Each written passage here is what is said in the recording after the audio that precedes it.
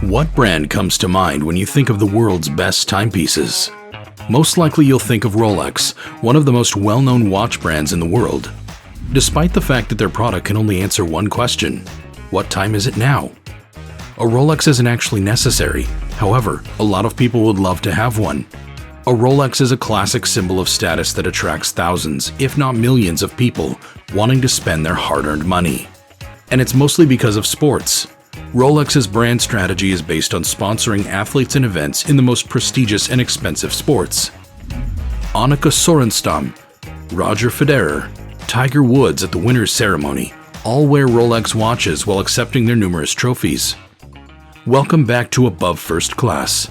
In today's video, we'll be showing you how Rolex became the world's most recognizable watch brand through the use of sports marketing. The most well-known watch brand is Rolex.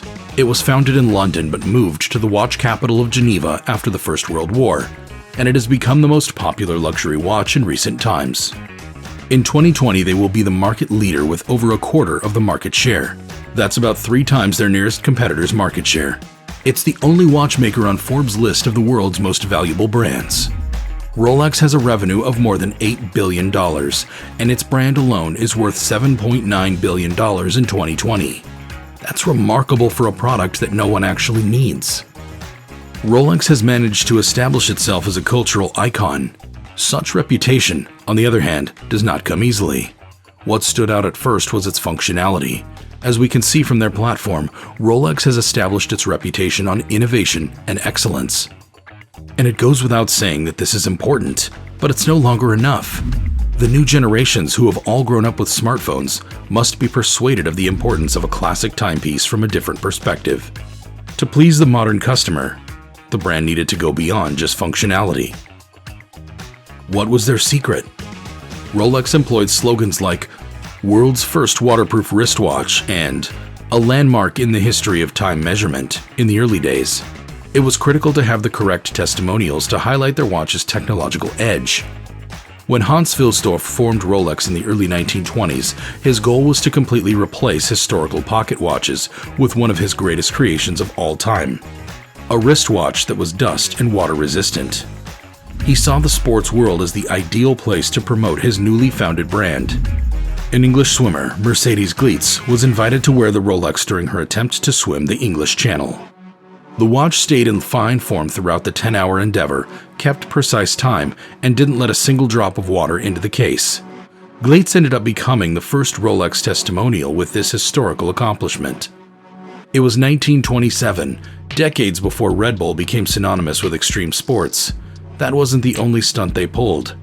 Rolex watches have been part of some of the most daring expeditions, including scaling Himalayan peaks, breaking the sound barrier, traversing polar ice caps, and diving to the ocean's depths.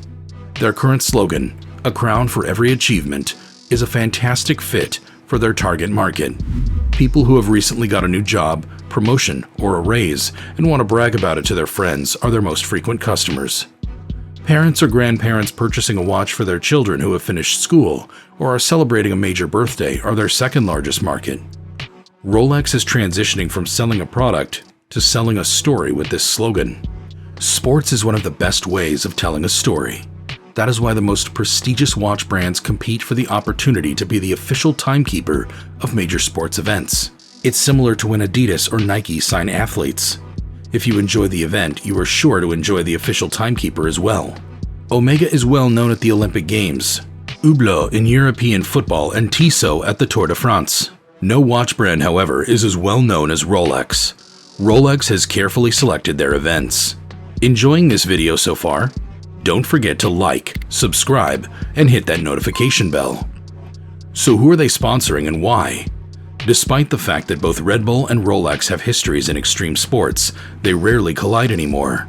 Rolex is no longer attempting to point out the quality of its watches by placing them on the wrists of people swimming through channels or climbing mountains. Instead, they would pick the sports that best reflect their corporate image and are popular among their target market. Simply put, a market who can afford a Rolex. As a result, tennis has a strong Rolex presence, with events including Wimbledon having a long history. Golf, yachting, and equestrian sports are also popular. Formula One is the only area where Red Bull and Rolex have a visible overlap.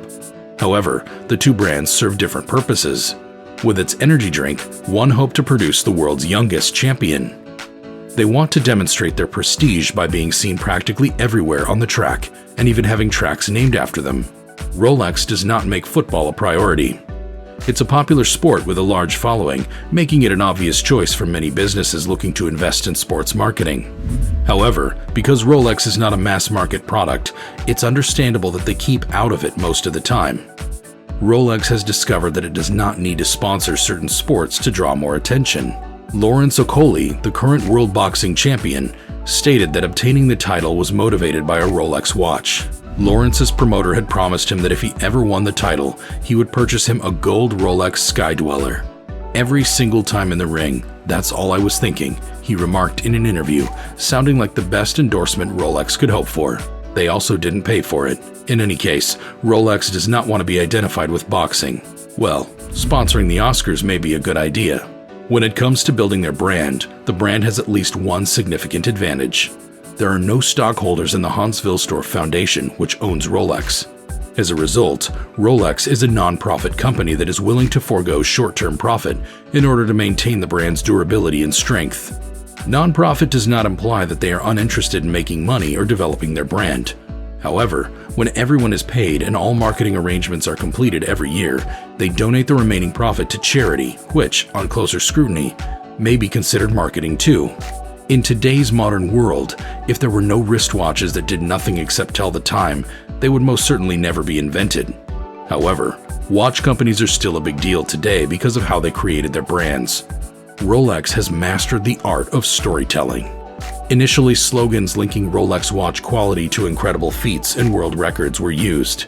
The brand switched strategies as it became difficult to differentiate itself from other watch companies in terms of quality. It was no longer about making high-quality watches, but rather about establishing Rolex as a symbol of achievement. With that, they will continue to sign the top athletes and be involved at the most prominent sporting events. They have one of the best testimonials in the world with Roger Federer. He has had no scandals, has put on a new Rolex for every one of his Grand Slam titles, and has received each trophy wearing a new watch from the brand. Every time I put on my Rolex, it reminds me of those incredible times, and it serves as a reminder as well that if you don't put in the effort, somebody else will, and they'll surpass you. In a world where anyone can check the time on their phone, Rolex yet manages to entice clients to spend thousands of dollars on a mass-produced watch without experiencing any regrets. Thanks to testimonials like Federer. They have kept a brand strategy centered on sponsoring athletes and events from the most outstanding sporting settings since its beginnings, striking an iron fist covered by a velvet glove. In the minds of consumers, associating themselves with top performance builds a link between brilliance in general and their brand. The brand is clearly trying to get in front of people who can afford a Rolex, because Rolex has a reputation for ideal luxury. These sports have a level of prestige and exclusivity that other mainstream sports like football do not. Rolex comes to mind when you think of Wimbledon's tradition or the splendor of the Monaco Grand Prix. Football is not a spectator sport, and Rolex wants to make it apparent that it is not. What do you guys think? Please let us know in the comments section below, and if you liked this video, don't forget to give it a thumbs up. Thanks for watching.